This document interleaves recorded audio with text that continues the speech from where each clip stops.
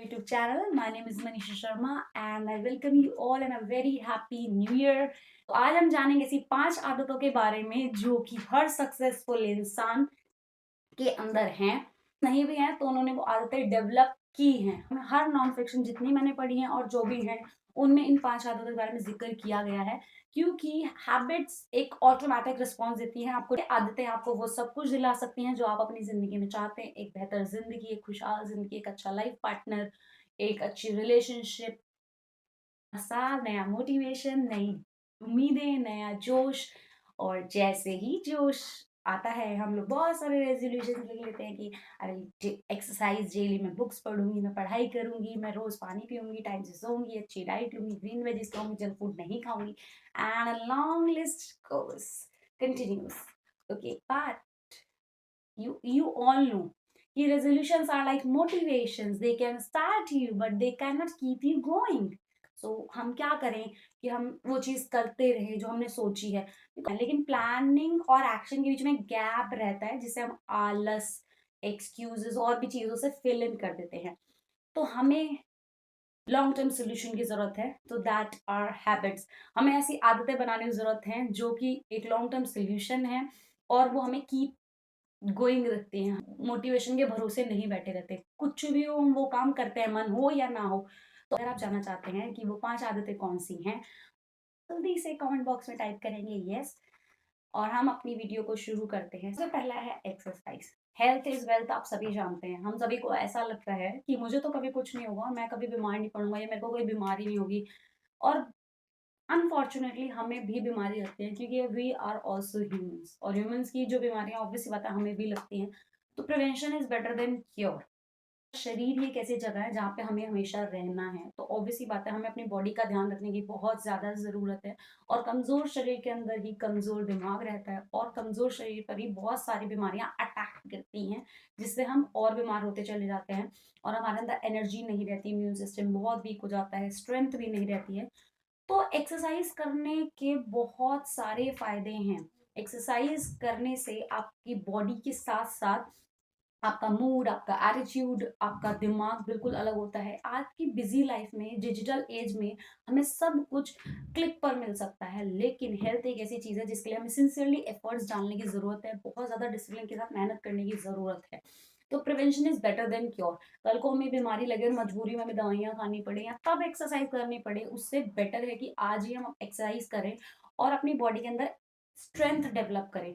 जब एक्सरसाइज करते हैं तो हमारी बॉडी बहुत अच्छी दिखती है, तो हमें बहुत कॉन्फिडेंस फील होता है। जब एक्सरसाइज करते हैं तो आपकी body feel good hormones release करती है, जिससे आपको बहुत अच्छा फील होता है। नेचुरल पेन किलर्स रिलीज करती है, जिससे आपके अगर बॉडी में कोई पेन होता है तो वो भी कम होता है। आपका स्ट्रेस लेवल डाउन होते हैं, आपका जो माइंड काम करके थक चुका होता है उसको रिफ्रेश फील कराते हैं, हमको नींद अच्छी आती है, एनर्जी देती है। और जब एनर्जी बढ़ती है हमारी एक्सरसाइज की वजह से, तो हमारा काम भी बहुत एफिशिएंटली होता है। जब काम एफिशिएंटली होता है, सब टाइम पे होता है, तो हमें अच्छा लगता है और हमारा माइंड स्ट्रांग होता है एक्सरसाइज करने से। हम ब्लड सर्कुलेशन अच्छा होता है और हमारी लाइफ की क्वालिटी बहुत इंप्रूव हो जाती है। एक्सरसाइज के साथ साथ हम एक अच्छा न्यूट्रिशन लेते हैं जो हमें अंदर से बहुत स्ट्रेंथ फील कराता है। हमारी बॉडी एक्टिवली पार्टिसिपेट करती है। अगर आप देखें, बॉडी के अंदर इम्यूनिटी को भी स्ट्रॉन्ग करते हैं। अब बात आती है कि हमारे सामने बहुत सारे प्रॉब्लम्स आते हैं, बहुत सारे बातें आती है कि मैं ये नहीं कर सकता, मैं वो नहीं कर सकता, मेरे साथ ये issue. These are all excuses. If you don't have time for exercise तो you have to take time for illness. जब आप बीमार होगे तो फिर आपके कोई बहाना काम नहीं करेगा। तो please take out time for exercise. Atomic habits जो एक बुक है वो हैबिट फॉर्मेशन के लिए, तो उसमें बताया गया नई आदत बनाने के लिए बोला गया है, जब भी आपको नई आदत बनानी है तो स्टार्ट स्मॉल। आपको वो आदत को, उस काम को बहुत छोटा रखना होगा, ठीक है, ताकि आप डेली कर सको, और आसान रखना होगा। जितना मुश्किल काम होगा आप डेली नहीं कर पाओगे, जितना बड़ा होगा तो भी नहीं कर पाओगे। आप जो भी एक्शन लेना चाहते हैं स्मॉल एक्शन से शुरू करिए, अपने कंफर्टेबल जोन में रह के थोड़ी थोड़ी एक्सरसाइज शुरू करिए और धीरे धीरे करके उस एक्सरसाइज के टाइमिंग को, अ, उसकी कॉम्प्लेक्सिटी को उसके बाद बढ़ाइए। बट स्टार्ट स्मॉल, क्योंकि जो अगर आप शुरू में इतनी चीज मुश्किल करोगे तो अगले दिन कुछ नहीं करोगे। तो start easy, start from your comfort zone. जितने भी सक्सेसफुल लोग हैं वो सभी अपने लाइफ में एक्सरसाइज, योगा कुछ ना कुछ करते हैं, जैसे कि हमारे प्राइम मिनिस्टर नरेंद्र मोदी। और भी बहुत सारे लोग हैं जो कि अपनी लाइफ में एक्सरसाइज को रोज करते हैं। दे टेक आउट 30 मिनट्स और 1 hour daily for their body. मैंने एक इंटरव्यू देखा था, एक्टर अक्षय का।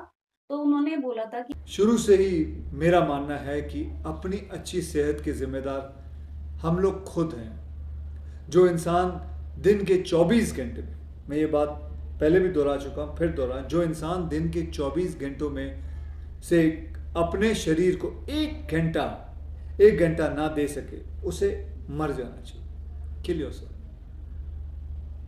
इस एक घंटे में यार आप चाहे जो एनी फॉर्म ऑफ एक्सरसाइज आप लोग कर लो, जो आपको पसंद हो। चाहे जिम चले जाओ 1 घंटे के लिए, रनिंग कर लो, साइकिलिंग कर लो, योगा कर लो, जुम्बा कर लो, क्रॉसफिट कर लो, या something like as simple as walking कर लो। कुछ भी करो यार, लेकिन करो। अगर कुछ नहीं करोगे तो मरोगे। हमेशा दूसरे लोगों के लिए अवेलेबल होते हैं, हम सारे कामों को टाइम देते हैं, लेकिन अगर हमारे पास अपने लिए 1 घंटा नहीं है तो फिर हमें बहुत दिक्कत हो सकती है। तो please take out 30 minutes to 1 hour for yourself. और देखिए, जब हम बहुत ज्यादा बड़े गोल्स रखते हैं तो हम कुछ भी नहीं कर पाते। और देखिए, बहुत धीरे धीरे करके अपने कंफर्टेबल जोन से बाहर निकलिए और अपने आप को चैलेंज दीजिए और उस चैलेंज को अचीव करने की कोशिश कीजिए। जब आप अपनी बॉडी को चैलेंज करते हो और उस चैलेंज को अचीव करते हो, तभी भी आपको बहुत अच्छा लगता है। तो एक्सरसाइज को अपनी लाइफ का पार्ट जरूर जरूर बनाइए, क्योंकि आपकी बॉडी ही है जो आपको सब कुछ अचीव कराने में मदद करेगी। तो keep it strong, exercise every day. Journaling, इसका मैं बहुत अच्छा एग्जांपल देती हूँ। हमारी क्लास में क्या होता है, मैंने ये ऑब्जर्व किया कि अगर हम बच्चों को टॉकिंग टाइम नहीं देते हैं तो वो तब बात करते थे जब हम पढ़ा रहे होते थे। तो आई रियलाइज कि इसी तरीके से हमारे थॉट्स भी हैं। जब हम अपने थॉट्स को टाइम नहीं देते हैं, जब हम उन थॉट्स को नहीं सुनते हैं, तो वो थॉट्स तब इंटरफेयर करते हैं जब हम बहुत जरूरी काम कर रहे होते हैं। एक टुडे और डीप वर्क में राइटिंग का, मतलब कि जर्नलिंग का बहुत इंपॉर्टेंस बताया हुआ है कि हर चीज लिखना कितना जरूरी है, क्योंकि आपकी ब्रेन पावर बढ़ जाती है जब आप सारी चीजों को आउटलेट देते हो। तो जर्नलिंग क्या है, जहां पर आप थॉट्स के मेस को डाल देते हो, सारे थॉट्स, सारे इमोशन, सब कुछ उसमें डाल दिया और वहां से एक स्ट्रक्चर्ड आउटकम आता है, स्ट्रक्चर्ड थॉट्स आते हैं।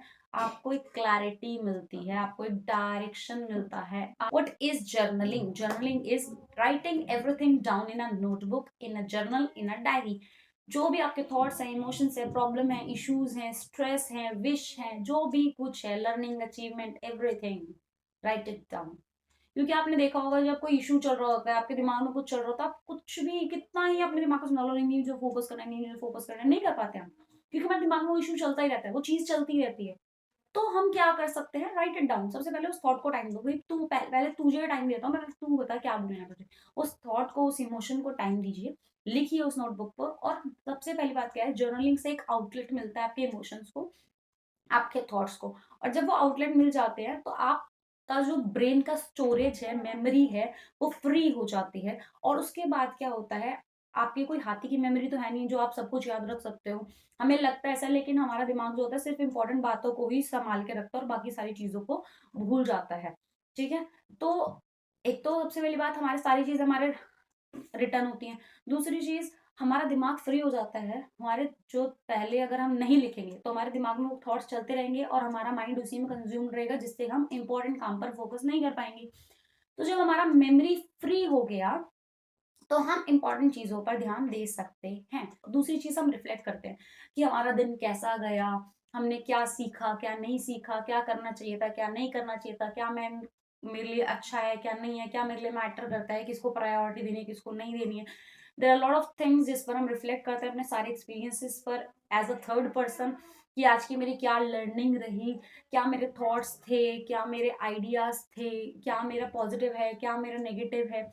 हम सारी चीजों पर रिफ्लेक्ट करते हैं। उसके बाद हम बनते हैं गोल ओरिएंटेड। जब हम अपने गोल्स लेते हैं कि मैं क्या क्या चाहती हूँ, फिर हम उसका एक एक्शन प्लान बनाते हैं, एक्शन प्लान बनाते हैं, एक्शंस लेते हैं, एक्शन ओरिएंटेड भी होते हैं, एक्शन ओरिएंटेड होते हैं, तो हम उस पर काम करते हैं। देखिए, जर्नलिंग क्यों जरूरी है, अपने गोल्स को लिखना क्यों जरूरी है। एक बुक है जो गोल्स के ऊपर है, कि गोल अचीवमेंट के ऊपर। तो विजुअल्स पर हमारा दिमाग बहुत ज्यादा काम करता है। जब हमारे गोल्स रिटर्न होते हैं तो हमारा दिमाग थॉट से ज्यादा विजुअल्स को जल्दी प्रोसेस करता है। अगर आप गोल्स नहीं लिखोगे और गोल्स लिखोगे, तो गोल्स लिखने पर आपका गोल अचीवमेंट का 42% चांस ज्यादा रहता है उसके अचीव होने का। तो जब हम लिखते हैं, प्लान बनाते हैं, एक्शन लेते हैं, फिर हम असेस करते हैं रात को या फिर शाम को कि आज मैंने कितना अचीव किया, मैंने कितना एक्शन लिया, ट्रैक करते हो आप अपनी प्रोग्रेस को, और जब आपको लगता है कि ये वर्क नहीं कर रहा तो आप फिर क्या है, अपना एक्शन प्लान दूसरा बनाते हो, फिर से ट्रैक करते हो। तो आप गोल ओरिएंटेड होते हो, एक्शन ओरिएंटेड होते हो, आप अपने काम पर फोकस्ड होते हो, क्योंकि आपको पता है कि मुझे अपना टाइम कैसे मैनेज करना है। तो ऑब्वियस सी बात है कि आप ऑर्गेनाइज भी होते हो, आप सेल्फ अवेयर होते हो, चीजों को अवेयर तो सभी चीजों के लिए होते हो, आप सब कुछ आसपास की चीजों को भी ऑब्जर्व कर रहे होते हो कि what is right, what is not, कौन मेरे साथ कैसे बिहेव करता है, मुझे किसके साथ कैसे रहना है। आप सभी चीजों पर ध्यान देते हो, अपने थॉट्स को कंट्रोल करते हो, और अपने आप थॉट्स के ऊपर पावर भी क्रिएट करते हो। मतलब आपको पता चलता है कि they are just thoughts and you can have control over them. आप नेगेटिव थॉट्स को पॉजिटिव में भी बदल सकते हो, आप अपने आप को मोटिवेट कर सकते हो, आप अपने आप से कनेक्ट करते हो। सबसे पहले अपने आप से बात करना भी तो जरूरी है ना। हाँ, दूसरी चीज़ है कि आप ऑर्गेनाइज़्ड होते हो। आपको पता है कि मुझे कब कौन-सा टाइम कहाँ देना है। तो जब आप अपने आप को जानते हो, आपको सेल्फ नॉलेज होती है, क्योंकि self knowledge is most important to conquer the world. ठीक है? तो सबसे पहले तो अपनी नॉलेज होना बहुत ज़रूरी है। जब आपको अपनी नॉलेज होती है, तो आप ऑर्गेनाइज़्ड होते हो, टाइम सही से मैनेज कर पाते हो, काम को प्रायोरिटाइज़ कर पाते हो, किसको करना है, किसको नहीं, क्या इम्पोर्टेंट है, क्या इम्पोर्टेंट नहीं है। तो आप ऑर्गेनाइज़ भी होते हो, आपको पता होता है कि इस काम को कब तक करना है, तो आप उस काम के हिसाब से अपने टाइम को शेड्यूल करते हो। दूसरी चीज, सोशल मीडिया लिमिट हो जाती है, क्योंकि जब आप टाइम निकालते हो, जब आप खाली बैठे हो तो आप कंज्यूम करोगे, लेकिन एक सोशल मीडिया का टाइम जब कट डाउन होता है, आप चीजें कंज्यूम ना करके क्रिएट कर दो, आउटलेट दो। कंज्यूम तो हम करते ही रहते हैं नॉन स्टॉप, लेकिन हम वहाँ पे क्या करते हैं, आउटलेट देते हैं अपने आप के इमोशंस को। जब आउटलेट देते हो, सोशल मीडिया का टाइम कट होता है, ऑब्वियसली बात है, आपका माइंड फ्री होता है, आपका माइंड भी रिचार्ज होता है। और जब आप सारे थॉट्स को लिख देते हो ना, तो आपका सबकॉन्शियस माइंड उन थॉट्स के ऊपर काम करता है जो इंपॉर्टेंट होता है। आप एक्टिवली किसी प्रॉब्लम के सॉल्यूशन सोचोगे ना, तो आप नहीं सोच पाओगे। ठीक है? आपका सबकॉन्शियस माइंड सारे फैक्टर्स को ध्यान में रख के बहुत अच्छा सॉल्यूशन आपको देता है। तो आप उस प्रॉब्लम को लिख दीजिए, जो भी सारी चीजें हैं उनको लिख दीजिए, और बाद में आपका सबकॉन्शियस माइंड देखना उस पे कितना अच्छे से एक थॉट देगा या उस प्रॉब्लम को सॉल्यूशन देगा। आप कभी भी किसी चीज को एक्टिवली मत सोचिए, उसको लिख दो, और सबकॉन्शियस माइंड अपने आप उन चीजों को सॉल्यूशंस देता है। तो आप प्रोडक्टिव भी होते हो।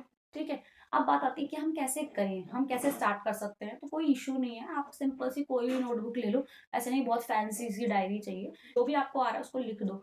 अगर आपके पास हमेशा नोटबुक नहीं हो सकती, you always have a phone. ठीक है? उसका नोटपैड खोलो, जो भी आपको फील हो रहा है तुरंत उसको लिख दो। सबसे इंपॉर्टेंट चीज, मतलब उसमें जो भी है सब कुछ लिख दो। आपको जब भी भारी लग रहा है, जब भी कुछ भी है ना, तो आपका फोन का नोटपैड तो हमेशा होता है। कोशिश करो कि हैंड्स का यूज़ कर ज़्यादा करो, क्योंकि जब हम राइटिंग करते हैं ना, तो उससे बहुत फ़र्क पड़ता है। तो आप हमेशा अपने साथ एक जर्नल रखो, उसमें लिखना शुरू करो, और ट्राई इट फॉर 7 डेज़। आप 7 डेज़ में ट्राई करके देखो, आपको खुद ही बहुत अच्छा फ़ील होगा। टाइम कंज्यूमिंग होता है, but it gives you better results, बहुत अच्छे रिजल्ट्स आते हैं जर्नलिंग के। एंड आई डू ऑल्सो, मेरे ख्याल से मैंने शायद 6th 7th से मेरे पास हमेशा एक छोटी सी नोटपैड होती थी, उसमें मैं हमेशा कुछ ना कुछ लिख रखी होती थी, और एक बहुत बड़ी नोटबुक होती थी जिसमें सब कुछ लिख रही होती थी कि मुझे क्या करना है, मुझे क्या करना है। तो मैं खुद को खुद ही मोटिवेट कर लेती थी। मतलब I use to have very less friends, और अभी तक भी मैं अपनी सारी बातें अपने फ्रेंड्स से शेयर नहीं करती हूँ। That diary is the thing where I can say everything, क्योंकि they are not judging us, और हर टाइम आपको कोई लिसनिंग भी नहीं दे सकता।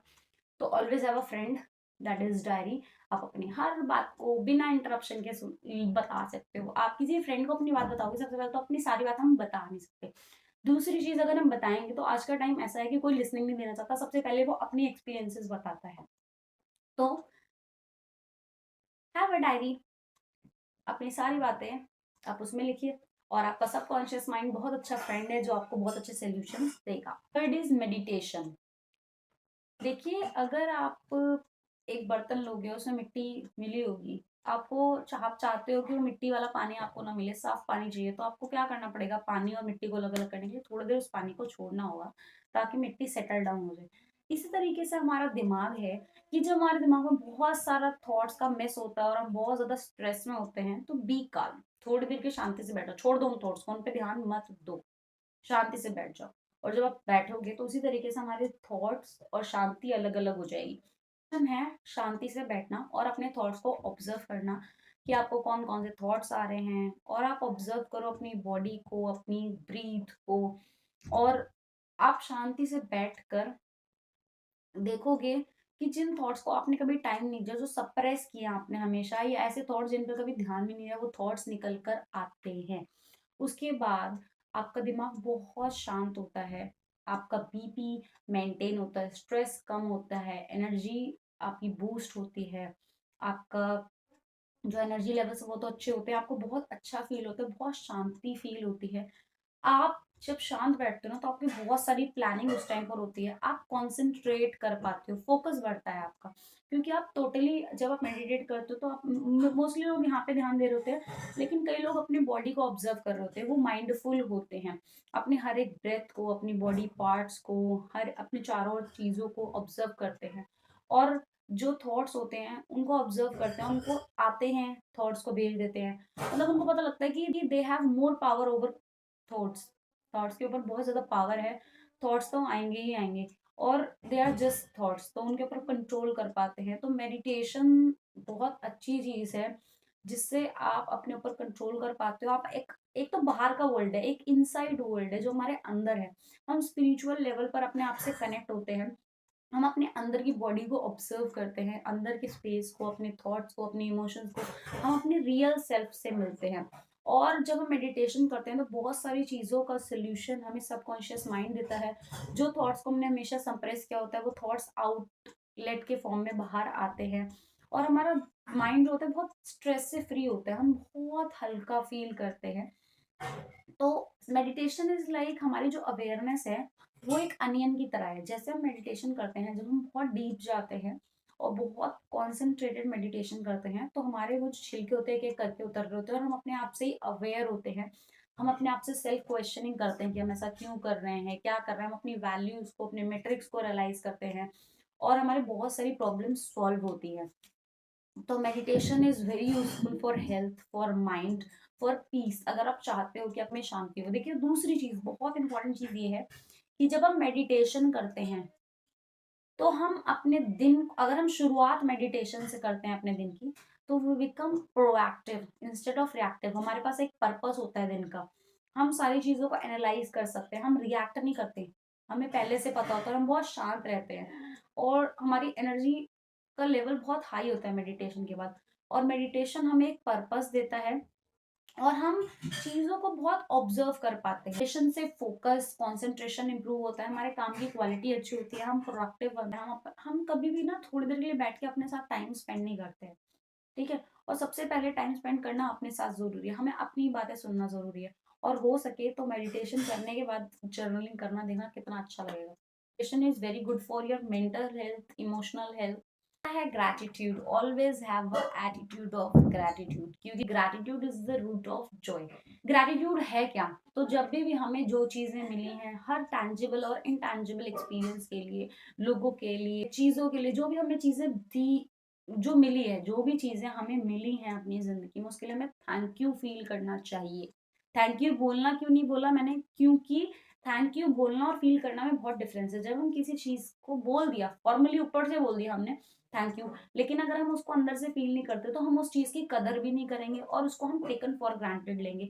और एक बुक है द मैजिक, रोंडा ब्रायन के थ्रू वो लिखी गई है। तो वो पूरी बुक ही ग्रैटिट्यूड के ऊपर ही है कि gratitude is riches and complaint is poverty. इसका मतलब क्या है कि शिकायतें करना गरीबी है और शुक्रिया अदा करना अमीरी है। जब हम किसी चीज के लिए बहुत धन्यवाद फील करते हैं, बहुत शुक्रिया अदा फील करते हैं, तो हमें वो चीज और मिलती है।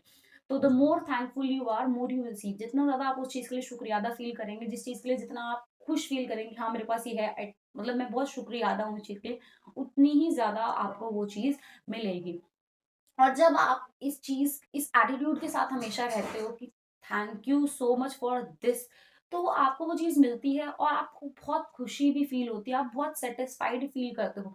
लेकिन जब आप कंप्लेंट मोड में होते हो कि मेरे को ये नहीं मिला, जब आप उस चीज पर फोकस करते हो जो आपके पास नहीं है, तो आप हमेशा दुखी रहते हो।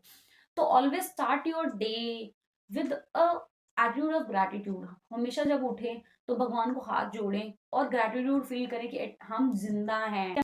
आप ये चीज ग्रैटिट्यूड जर्नल में भी कर सकते हैं। आप हमेशा हर दिन की 2 से 3 चीजें लिख सकते हो जिसके लिए आप शुक्रिया अदा, और आपको रोज सेम चीज लिखनी है या रोज अलग अलग लिखनी है, वो आपके ऊपर डिपेंड करता है। जब आप शुक्रिया अदा फील करते हो तो आपका माइंडसेट पूरा बदल जाता है और आपकी जिंदगी 360 डिग्री का टर्न लेती है। तो आप जो भी चीजें आपको मिली हैं, छोटी से छोटी, बड़ी से बड़ी, जिसकी वजह से आपकी जिंदगी बदल रही है और आपके पास वो है, उसके लिए आपको शुक्रिया अदा फील करना चाहिए। और उसी से ग्रैटिट्यूड से हमें बहुत खुशी फील होती है, हमारा स्ट्रेस कम होता है, हम सेटिस्फाइड फील करते हैं और हमें वो चीज़ और भी रिसीव होती है, उससे अच्छी रिसीव होती है। तो आप कैसे शुरू कर सकते हो, मैंने बताया कि आप अपनी डायरी में भी लिख सकते हो। आप एक ऐप है ग्रैटिट्यूड, उसको डाउनलोड कर सकते हो, उसमें आप अपने जर्नल्स भी लिख सकते हो, आपके जो भी एक्सपीरियंस है। आप ग्रैटिट्यूड चैलेंज भी है उसमें, वो भी फॉलो कर सकते हो, उसके अंदर भी अपना ग्रैटिट्यूड कर सकते हो और उस ऐप के थ्रू आपको बहुत ग्रैटिट्यूड फील होना शुरू हो जाएगा।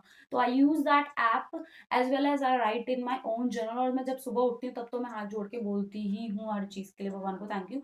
तो it depends on you what works well for you, कि आपके लिए क्या अच्छा रहता है। आप last but not the least, that is learning.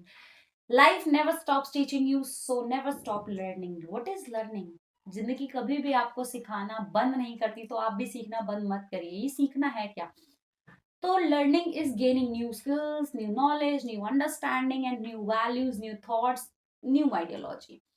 तो लर्निंग है नई नॉलेज को, नए स्किल्स को, नए ज्ञान को, नई समझ को, नए मूल्यों को प्राप्त करना। अब ये दो तरीके से होता है, या तो आप खुद करो अपने खुद ही ये सब करो, या कोई आपको सिखाए। तो जब आपको कोई सिखाता है तो उसको बोलते हैं एजुकेशन, और जब आप खुद को सिखाते हो तो आप अपने आप को एजुकेट कर रहे हो। अब आपने ये तो सुना होगा, you become the average of the 5 people you live with. आप उन 5 लोगों का एवरेज बनते हो जिनके साथ आप रहते हो। तो आप सोचोगे कि अब तो मैं अच्छे अच्छे लोगों के साथ रहूंगा जो सिखाएंगे उन्हीं को, लेकिन ऐसे 5 लोग ढूंढना कितना मुश्किल होगा। तो हम क्या कर सकते हैं, कहाँ से लाएं हम ऐसे 5 लोग? तो इसके बारे में मैं एंड में बात करूंगी। तो कोशिश करो कि आप ऐसे लोगों की कंपनी में रहो जो आपको सिखाएं। और मेरे दोस्त ने मुझे समझाया था कि you should always be grateful. आपको तो थैंकफुल होना चाहिए। अगर आपको कोई करेक्ट करने वाला आपकी लाइफ में मिल रहा है ना, तो यू शुड बी थैंकफुल, क्योंकि लोग हाँ में हाँ भर देते हैं लेकिन आपकी गलती को रियलाइज नहीं कराते कि तुमने क्या गलती की है। तो अगर आपके पास में ऐसे लोग हैं जो आपको कुछ सिखा रहे हैं, समझा रहे हैं, आपकी गलती को करेक्ट करके सही चीज बता रहे हैं, तो be thankful for them. The next, पहले क्या लगता था लोगों को कि धरती जो है फ्लैट है, तो लोग बहुत दूर नहीं जाते थे कहीं गिर ना जाए। तो हुआ क्या कि डिस्कवरी हुई कि अरे नहीं नहीं नहीं, अर्थ फ्लैट नहीं है, अर्थ गोल है। तो लोग बोले अच्छा अब तो अब नहीं गिरेंगे क्योंकि वो भी गोल है। तो लोगों ने क्या किया, एक्सप्लोर करना शुरू किया, नए लोगों से मिले, नई जगहों पर गए, नए रिसोर्सेज का यूज करना किया। तो उन्हें पता चला ना, दे लर्न, ठीक है। और जब हम छोटे थे, 10th तक हमारी इलेक्ट्रॉनिक कॉन्फ़िगरेशन क्या कैसे होती थी, 2 8 8 10। और जब मैं 11 12 में आता था एसपीडी कॉन्फ़िगरेशन होती, तो हमें लगता है क्या 10th तक पागल बनाते रहते थे, अगर साइंस स्ट्रीम ली हो आपने तो। तो हमें इसका क्या कॉन्सेप्ट है, ये मैं ये समझाना चाहती हूँ। जो subtle art of not giving up book है, उसके जो ऑथर है मार्क मैनसन, वो ये बोलते हैं कि we are never right, we are always wrong. हम हमेशा रॉन्ग होते हैं, हमें सच्चाई नहीं पता, ना ही हमें 100% ट्रूथ पता है। बहुत सारी चीजें हैं जो साइंस ने डिस्कवर की है, पहले कुछ और सोचते थे अब कुछ और सोचते हैं। तो हम हमेशा सही नहीं होते हैं, हम गलत होते हैं। बस ये है, जब हम कोई नई चीज सीखते हैं तो हम परफेक्ट नहीं हो गए हैं, थोड़े गलत और थोड़े गलत से थोड़े और कम गलत हो जाते हैं, ठीक है। तो कहने का मतलब क्या है, खुद को सिखाते रहिए और गलत से थोड़े कम गलत और कम गलत से और कम गलत की तरफ के रास्ते पर बढ़ते रहिए। और जब आप कोई नई चीज सीखते हैं तो सबसे बड़ी चीज होती है, आपको अपॉर्चुनिटी मिलती है, आपका डेवलपमेंट होता है, चाहे वो मेंटल डेवलपमेंट हो, फिजिकल डेवलपमेंट हो, इमोशनल डेवलपमेंट हो, कैरियर में डेवलपमेंट हो। आप हर चीजों से डील करना सीखते हो, एफिशिएंट होते हो, के अंदर स्किल्स बढ़ती हैं। जो स्किल्स बढ़ती है, नॉलेज बढ़ती है, तो आप लोगों को हेल्प कर सकते हो, उनको गाइड कर सकते हो, लीड कर सकते हो और सोसाइटी में कंट्रीब्यूट करते हो। और लर्निंग तो सोसाइटी और ह्यूमैनिटी के लिए बहुत जरूरी है। अगर लोग सब सोचे बस ठीक है जितना है, तो हम तो कभी लाइफ में इनोवेशन आती ही नहीं। लोग अच्छी चीजों को बनाते ही नहीं और नए चीजों के। तो जब हम चीजें सीखते हैं तो हमें नए तरीके काम करने के, नए तरीके सोचने के, नए तरीके बिहेव करने के, बहुत सारी चीजों का नया तरीका पता चलता है। देखिए, जो एक समझदार इंसान होता है वो हमेशा एक लर्निंग एटीट्यूड रखता है और वो ओपन होता है, उसका एक वाइडर पर्सपेक्टिव होता है। उसको ये नहीं लगता कि मेरा ही तरीका सबसे सही तरीका है। लेकिन जो मूर्ख व्यक्ति होता है उसको लगता है कि उसका तरीका ही सही है और वो बहुत रिजिड होता है अपनी चीजों को लेकर। और उसका बहुत ओपन पर्सपेक्टिव भी नहीं होता, वो दूसरों के लोगों के पर्सपेक्टिव और ओपिनियन को जो है वो सुन भी नहीं पाता, उसको लगता है वही सही है। और उसी वजह से क्या होता है, बहुत ज्यादा कॉन्वर्सेशन हीटेड अप हो जाती है, बहुत ज्यादा बहस हो जाती है। लेकिन जो समझदार व्यक्ति होता है वो दूसरे का ओपिनियन भी समझता है, और क्योंकि उसका एक लर्निंग एटीट्यूड, क्या पता मैं कुछ सीख लूं, सीखने वाला एटीट्यूड उसका हमेशा रहता है। और ऐसा बोला गया है कि जितना ज्यादा आप सीखते हो उतना ज्यादा आप अर्न करते हो, तो more you learn the more you earn. तो सीखने के साथ साथ आपकी इनकम भी बढ़ती है। जो मेंटल फंक्शनिंग है वो पूरी बदल जाती है। जब आप कोई नई चीज़ सीखते हो तो न्यूरल जो पैटर्न होता है वो बदलता है, आपकी कॉग्निटिव फंक्शनिंग अच्छी होती है, आप ज़्यादा चीज़ों के बारे में नॉलेज आती है, तो आपका जो स्फेयर है वो बढ़ जाता है सोचने का, समझने का। अब बात आती है कि हम सीखे कैसे? कहाँ से सीखे? स्कूल खत्म, पढ़ाई खत्म, सीखना भी बंद। तो देखिए आज के डिजिटल एज में आप बुक्स रीड कर सकते हो, पॉडकास्ट सुन सकते हो, यूट्यूब पे वीडियोस देख सकते हो, डॉक्यूमेंट्रीज देख सकते हो, सेमिनार ज्वाइन कर सकते हो, कोर्सेज ज्वाइन कर सकते हो। There are lot of ways to learn. हर एक टॉपिक पर बुक है, और एक नहीं बहुत सारी बुक है। आप खुद को पढ़ाने के लिए आप उन बुक्स को पढ़िए। अगर आपको लगता है कि वो चीज मुश्किल है, मेरे को पहले समझना, तो यूट्यूब पर देखिए, पॉडकास्ट भी आप चलते फिरते भी सुन सकते हो। तो जो भी चीज़ आपको स्पार्क कर रही है, जो भी चीज़ इंटरेस्ट कर रही है, तो आप उसके बारे में बात करिए, उसके बारे में पढ़िए, उसके बारे में जानिए, और अपने आप को आपका बेस्ट वर्ज़न बनाइए। और always keep learning. Video, thank you so much for watching this video. अगर आपको मेरी वीडियो पसंद आई हो तो वीडियो को लाइक करें, शेयर करें, और कमेंट करके बताएं कि इनमें से कौन सी आदतें आपके अंदर हैं और कौन सी आदतें आपको डेवलप करनी है, और जो आदतें आपके अंदर हैं उनका एक्सपीरियंस आपके साथ कैसा रहा है। और अगर आपका भी गोल लर्निंग है, आप भी कुछ सीखना चाहते हो और सिखाना चाहते हो, तो मेरे चैनल को सब्सक्राइब करें, क्योंकि मैं ऐसी और भी बहुत सारी नॉलेज वाली और लर्निंग वाली वीडियो लेके आने वाली हूँ, जो आपको लाइफ के किसी ना किसी स्फेयर में जरूर हेल्प करेंगी। मेरे चैनल को सब्सक्राइब करें और अपने दोस्तों के साथ शेयर करें। Thank you so much, bye bye.